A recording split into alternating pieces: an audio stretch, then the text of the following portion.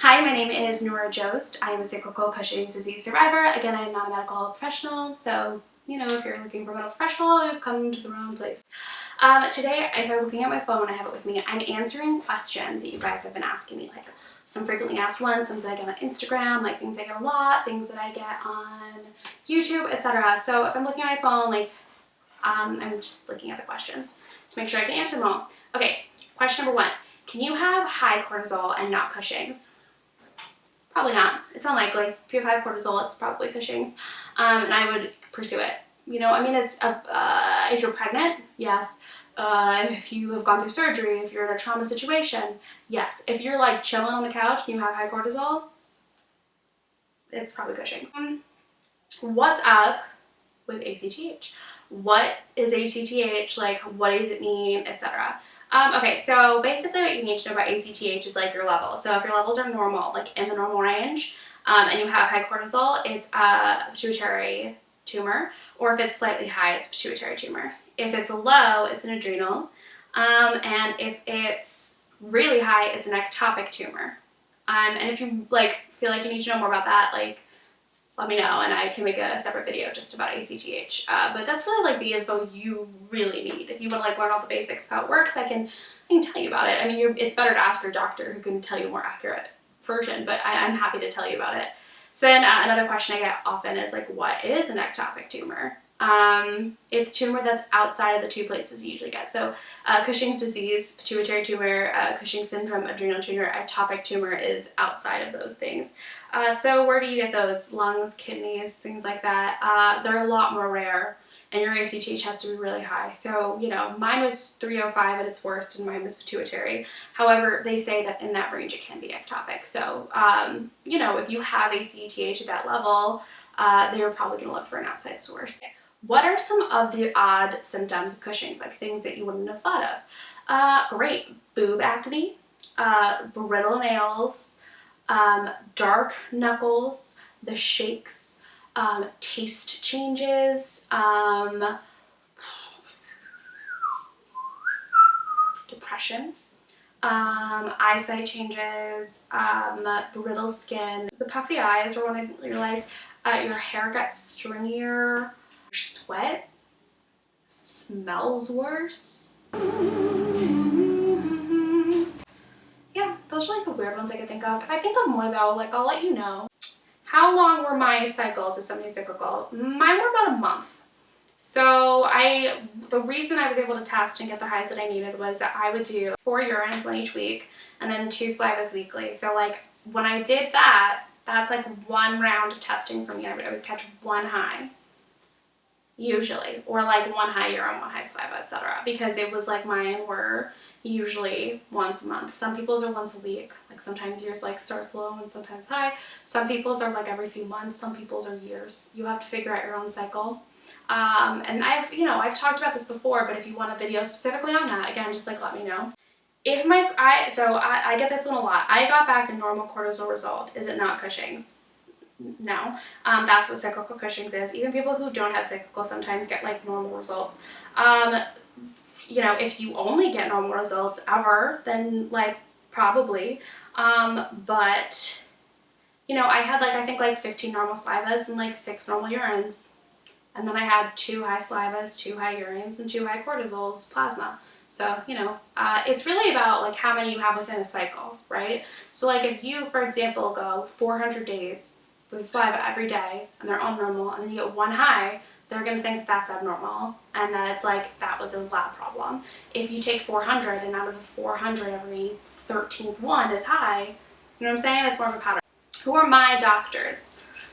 You can message me on Instagram if you'd like to know more information about my doctor specifically. I'm not going to out them on YouTube. It just feels kind of funky to do that.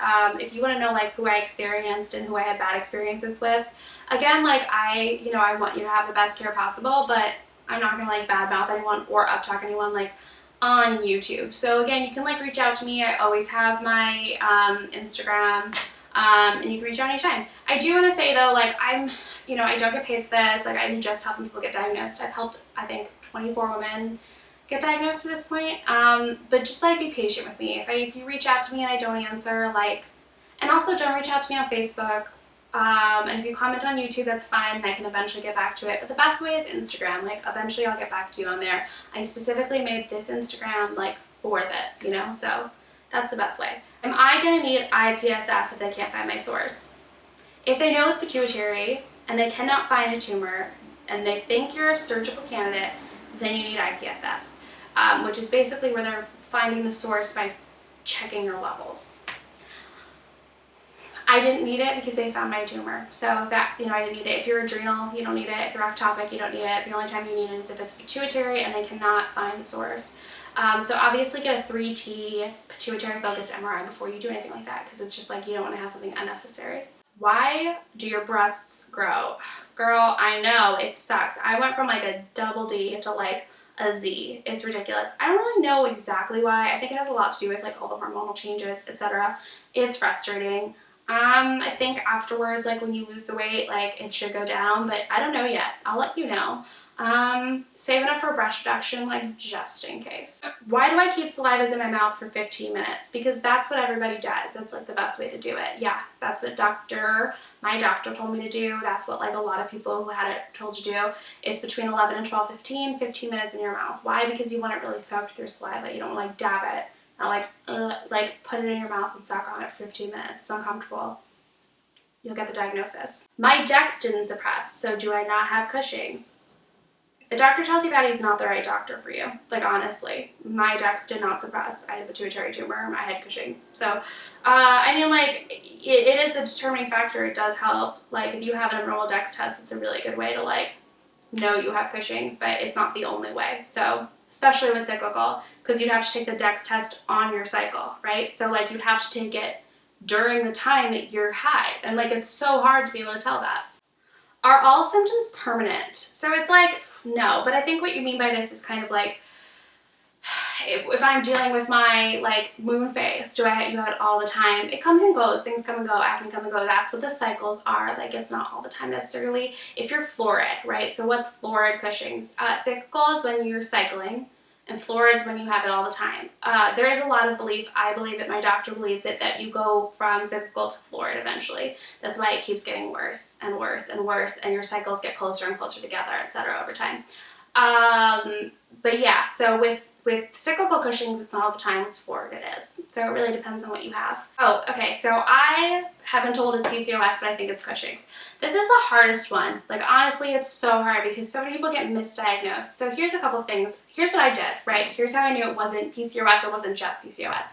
I was like, cool, you think it's PCOS? Like, I'm gonna roll with it.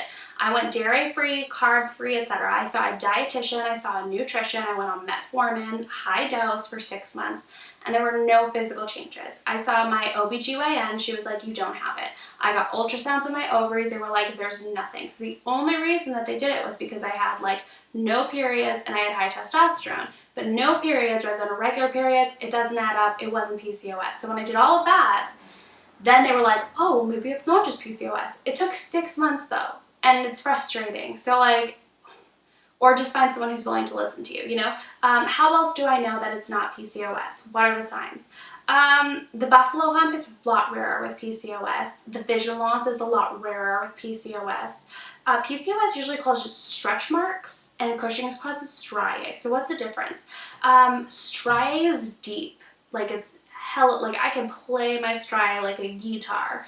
It's deep, so you don't want to have to, like, you know, that's the difference. If your stretch marks / striae are changing color, right? If they're purple one day and pink the next day, it's more likely that it's Cushing's.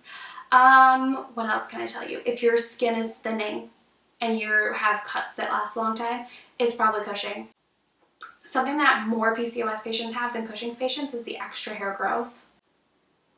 It's hard to tell. I get it.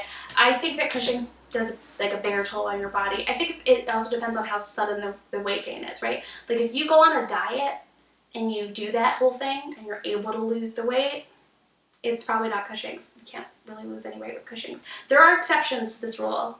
I'm talking about most people though. There are people who are able to lose weight, usually on ketoconazole though, usually like not on their own. If you're wondering what that is, please check out my medication video. How did you know? I just knew. I knew it like deep in my core that I had it. and I did not give up. Can I not get surgery? Can I just like not get it? If you have had surgery and it was unsuccessful, that's one thing, but I would highly recommend getting surgery. It's not curable without it. It's treatable, but not curable, and I want to be cured. What is my risk of getting it again? It depends on your case. It's different for everybody. For me, I have a high chance of getting it again, especially if I get pregnant in the first 5 years. So my fiance and I are like, no babies for me for 5 years. Why pregnancy? It raises your cortisol levels. So that's why. After 5 years, your chance of getting it drops to 5%. So if we want babies, it'll happen then. Can you get pregnant while having active Cushing's? I wouldn't recommend it.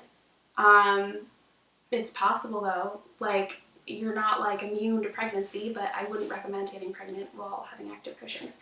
If you are pregnant with active Cushing's, talk to your doctor. The thing about it is that you can't get any testing because pregnancy raises your cortisol levels. So unless you have the diagnosis before getting pregnant, you won't be able to get treatment. But also, you don't want to go under anesthesia with a baby if you can help it, you know?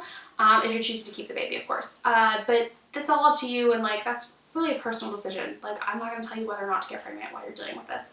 You need to talk to your doctor and decide that, you know? But for my personal opinion, I would not have gotten pregnant during it. I'm also 24 though. I wasn't planning on it anyway. You know, if you have more questions, like comment them on this video or any other videos, and I'll do another one like this where I answer all the questions. Don't forget, you guys, to subscribe. It's real quick, just like a little button, just press on it.